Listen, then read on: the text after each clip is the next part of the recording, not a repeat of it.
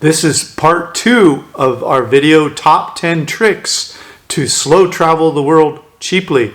If you haven't seen part 1 yet, you can click below this video and see part 1 and then come back and watch part 2. Okay, here we go, part 2. Like, you have to watch our videos in Mexico. Watch Chung eat these tacos she finds for, seems like they're like just huge tacos for crazy amounts of salsa and stuff. And Chung's really good at hunting great street food. So make sure to, there'll also be a link to her channel below. Make sure you go over there and subscribe to her channel and watch her eat food. The next one we want to talk is about the tour. So I'm good in finding the promotion. Like when we in Ecuador, in Cuenca, they have a promotion for the spa. That is a very nice spa. Have a hot sauna and then the very icing pool, and then have a hot warm water pool. Mud baths. I think it's about 25 or 35 per person, but I found the promotion in the morning that is 2 for 1 price. Another example is when we go for a tour, like we want to go to the beach, like in 𝐇𝐎𝐁𝐎. We are finding the way, and we found out that is a 1 bus direct to go to the beach with 25 cents the bus fare, 1 hour to go to the beach. And the thing is, the locals are very nice. They tell you where to stop. Oh, from here you walk and you go to the beach already. That is 25 cents. And so we also a lot of the tour that we try to make ourselves. Like in the Ecuador also, we also taking the bus to go to the viewpoint. In Malaysia, we also taking the buses because those buses very easy and they are clean. So it's only like 25 cents, you save a lot of money. Yeah, and another thing I like to do when I go to a place, I like to study its history and study some of the things that happen there. And I like to go find some of the older buildings and hear the stories about them. And when in my studies, I often will just make a Google map, and then I'll go out and film myself doing my own tour. I call them free old town walking tours. A lot of them are in my reports, and I take you on a tour, and I show you and tell you about each of the buildings and the place we're visiting. So I not only learn about it, but it's a free tour for me, and then it's a free tour if you buy my Retired Chief reports. And it's free. It's fun because you're designing it, so you have like a personal attachment to it, and you remember the details better because you spent the hours that it took to pick the best places you want to do. And so there's adventure behind the red carpet they're rolling out for tourists, and you need to go seek it out to really not only save money, but it's more fun, it's more exciting. And you tell better stories for the rest of your life, and you enjoy it more. So, what should we talk about? Restaurants? Yes, restaurant. So, another thing that we like to do is we look for. So there are people. We're not the only people in the world that are cheap. So, people will put up videos about cheap eats on YouTube or Google, and we search them out in each of the towns we go in, and then we search local food or indigenous food and that kind of thing. And we end up in these restaurants. I should let Chung really talk about this. She's, she's really great at finding these places. And so, Chung, you want to share anything about it, or? Oh yes, I love food. So, and I don't like. I prefer to eat in the local restaurants because they are more friendly, and the taste is more like a home. So, I like to find those kind of restaurants. Yeah, and the family restaurants often are not catered for tourists, whether it be tourists don't want spice or they don't understand what the food is. When they go to Italy, they expect spaghetti. They go to Mexico, they expect a taco. They don't really know what the foods of the place are. You go to these family restaurants that are cheap and eat these family recipes, you're finding out what real food is in that country rather than just the ones that you know about from back home. What's that?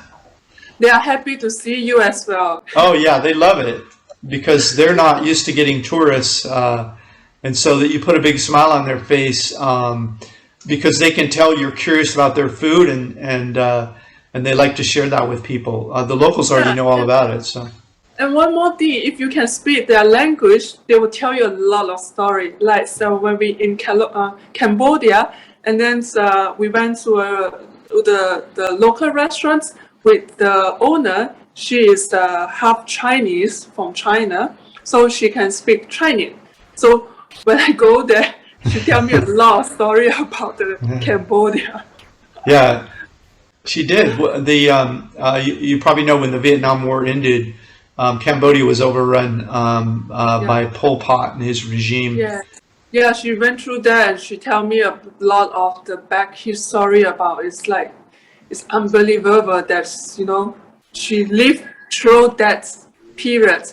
Next up is slow travel. One of the ways that we're able to keep our expenses down much lower than you probably think a world traveler would be able to do is that when we get to a continent, think continent, we decide what countries we want to see on that continent. And then we decide what's the order through those countries we can travel that's the shortest or the cheapest. If you go in the right order of countries within a continent of the ones you want to see, you're going to get shorter flights. You'll be able to find like trains that cross borders or buses, and so it's a very rich experience. You're slow traveling, and you're not jumping on airplanes unless you have to. Maybe you're riding buses or ferries or trains. And so as you slow travel the world, you see more of the world. It feels more like you're getting to know that country, and you're saving a lot of money than just jumping on a jet and flying everywhere. And then when you get to each place, you stay for longer. You stay for like a month or whatever. So. And one more thing is, when you travel in the buses, you are meeting the local people. So when the buses stop in somewhere else, they will tell you that what kind of foods that on the street that they're selling.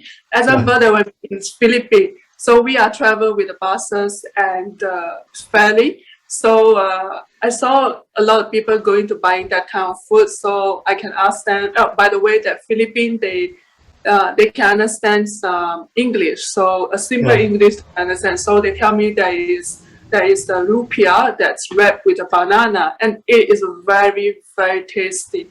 And also, when we travel, we don't know how to get, when we arrive in a bus station, and then we don't know how to get a taxi or any transportations to go to our Airbnb or something. The local people also will help us that do not take the tuk-tuk. It's very expensive. You can take the bus.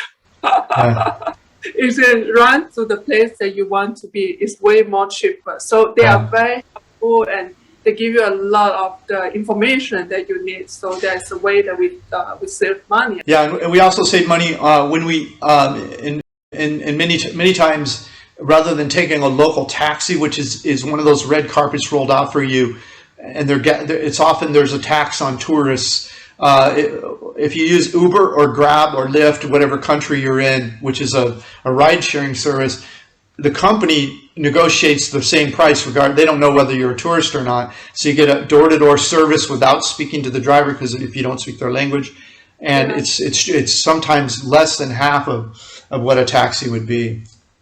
Next up, I want to talk about cars. People from America, where I'm from, they often have a car in their driveway, sometimes two, and a motorcycle.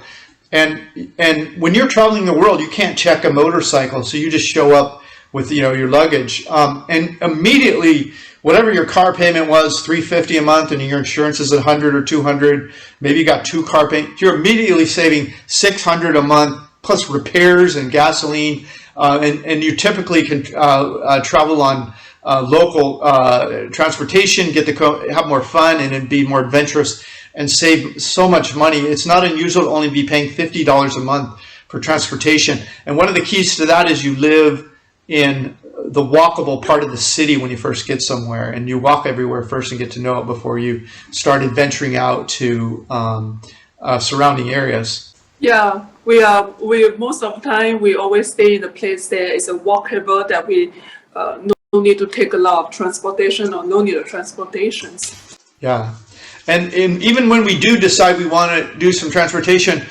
in most of the world, we can just like rent a scooter or ride a bike or get a tuk-tuk once we know what the local prices should be.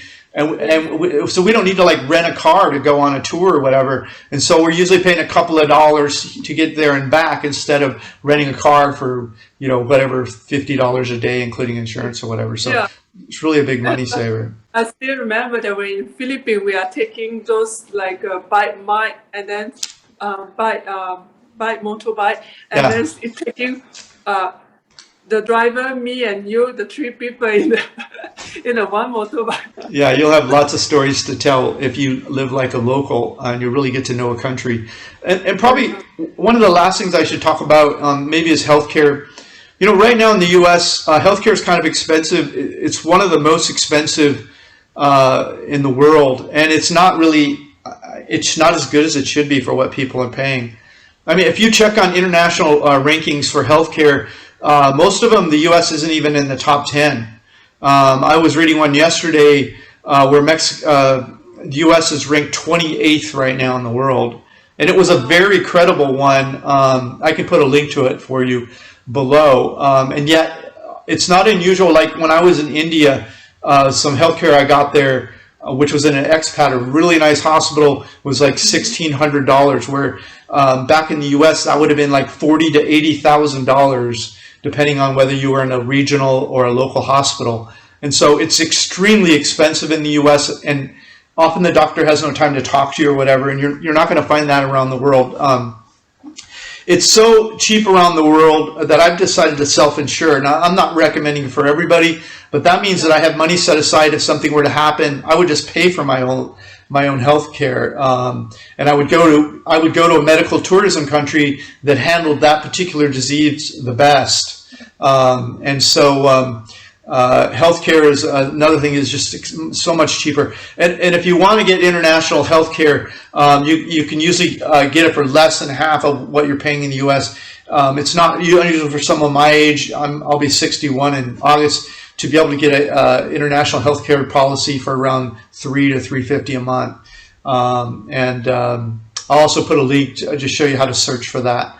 And so it's much cheaper to travel around the world than you probably realize, and it's more fun if you save money. If you go out there with a big bunch of cash and you just try to live the lifestyle you had in your home country, it's not going to be as exciting. You're not going to learn as much. You're not going to learn as much about the local foods and the culture. You're just going to see the view that country wants to present to tourists.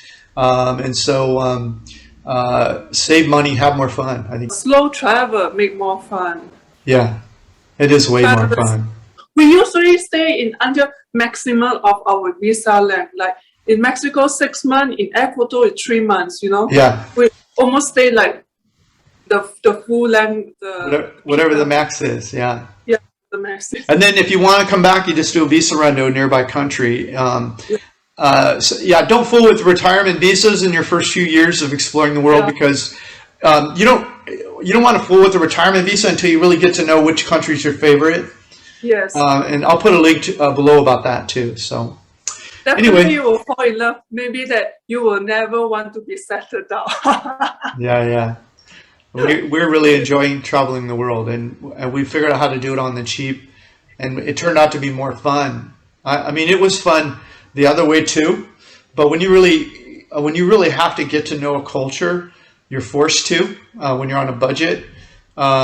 It's very surprising when you enjoy it more, because normally more money means more fun, but with travel, I don't think that's true. So